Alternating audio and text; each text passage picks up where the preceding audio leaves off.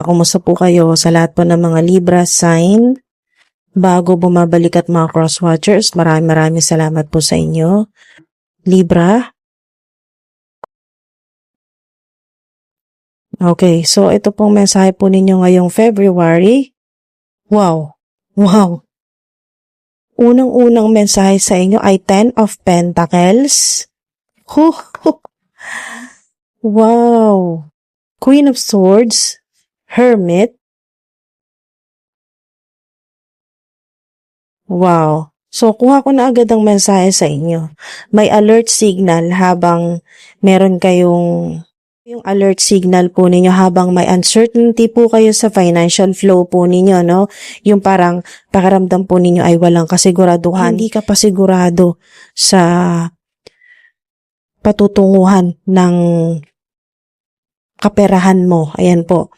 Kung saan ba patungo yung halimbawa po ay ayan no, yung negosyo po ninyo, parang hindi ka pa sigurado or meron pong pag-aalinlangan sa negosyo o kaya po ay parang gusto po ninyong umalis sa trabaho, mag-resign.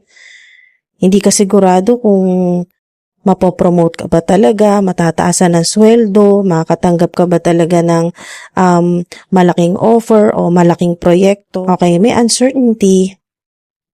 Ganun po yung vibe ng energy po ay parang hindi po kayo sigurado. So, maaaring ang ilan po sa inyo gusto po ninyo umalis sa trabaho po ninyo or iwanan na po kung ano man po itong ginagawa po ninyo sa kasalukuyan. Online platform, maaaring kung ano man po ito, online platform, creative projects, parang hindi ka na sigurado kung saan ba papunta ito. Kung talaga bang aasenso pa o may growth pa ba?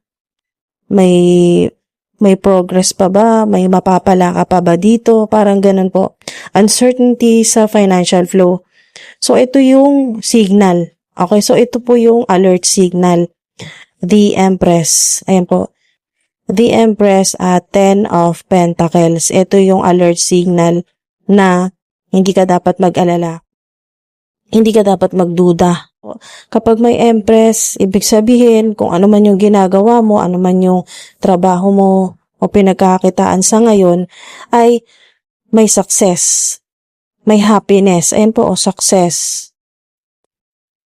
Maaring ang ilan po ay ito yung alert signal, green light ito na kung gusto mo nang umalis sa inyo pong trabaho or kung ano man po yung ginagawa po ninyo sa kasalukuyan o negosyo ay bitawan or ito po, umalis, separation. Kasi hindi nga stable. Yung mga lucky numbers po kayo dito, 4, 10, 9, 3, at 8. So, may number 8 po kayo. Okay, money frequency po yan. Na-attract po ninyo ang abundance, prosperity. Pinnacle of success, 10 of Pentacles. Ayan po, mga dude. So kung ngayon, hindi ka sigurado sa financial flow, ay ito na po yun, na magkakaroon ka ng kasiguraduhan. Okay? Or magiging stable. Ayan po. Pag may Empress, ibig sabihin kung ano man yung ginagawa mo or sinimulan mong creative project o online platform ay magiging successful. Yan po. Magiging maganda ang resulta. Be happy with the results of your actions. Yan o, mga dude, it cannot fail. It cannot fail. Diba? Ayan yung alert signal sa inyo lalo na kung kayo po ay nakakaramdam po ng uncertainty sa financial flow po ninyo. Ayan o, yes na yan o. Sumilip na tong yes. Confirmation po yan. Yes. Yes ulit. Tapos sa mga Libra, ngayon pong February, kung meron pong, ayan o, lumabas yung scared, panic, anxiety. Ganito yung mararamdaman talaga kapag kayo po ay hindi na sigurado sa kung ano man yung ginagawa po ninyo, hindi na kayo sigurado sa flow ng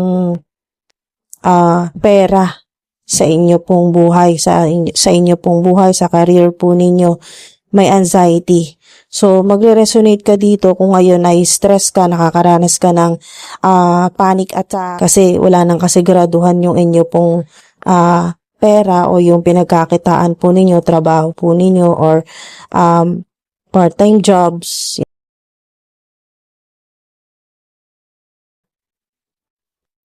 Yan po, meron kayong hamster wheel, laging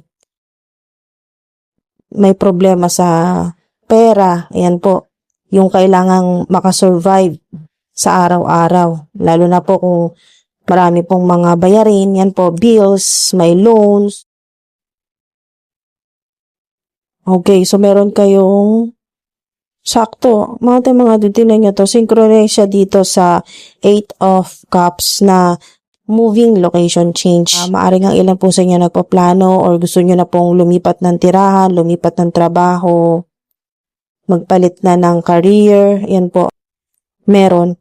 Sa mga, kayo naman po ay real estate agent, yan po. Or meron po kayong negosyo na kayo po ay meron po kayong negosyo na nagpapaupa po kayo, yan po, apartment. Ito po ay magandang sign, no? Positive po ito, na kung meron kayong binibenta, ay makakabenta kayo ng talagang magiging successful ito. Malaking kikitain. Yan po. Kung kayo naman po ay may negosyo po na hotel, yan po, or nagpapaupa po kayo, mga apartment, ganyan, dorm, yan po ay magiging successful din po. Lalo na po, ayan o, 10 of Pentacles. So, marami at stable po yan. Stable po na pera. Permanenteng pagkakakitaan po yan. Pangmatagalan na po yan, mga dude. At hindi lang po yan, no? Hindi lang po sa negosyo ng paupahan, yan po, hindi lang po yan, kung ano man po yung inyong pinagkakitaan. Meron din po dito mga work from home, gahanap buhay po, no? Na kayo po ay nasa bahay po. Ang iba naman po ay kung kayo po ay nag-iipon o kaya po ay may hinuhulugang bahay o may planong bumili ng bahay, ayan po ay magiging matagumpay din po. Okay? Makakabili or makakalipat, makakapagpagawa. Basta may tungkol po sa bahay. Okay? Yan po yung alert signal na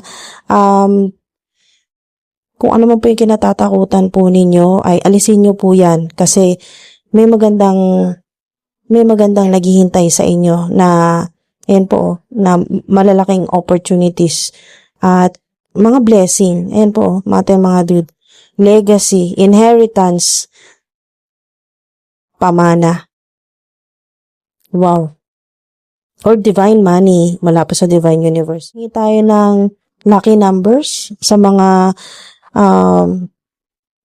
nagbabakasakali po sa luck-based activities o kaya po gusto niyo lang po na meron po kayong guidance. Yan po, mga lucky numbers kung saan niyo po gagamitin. Yung 3, 17, 7, 15, 12, 10, 8, 16, 19, 13, 11, at number 5.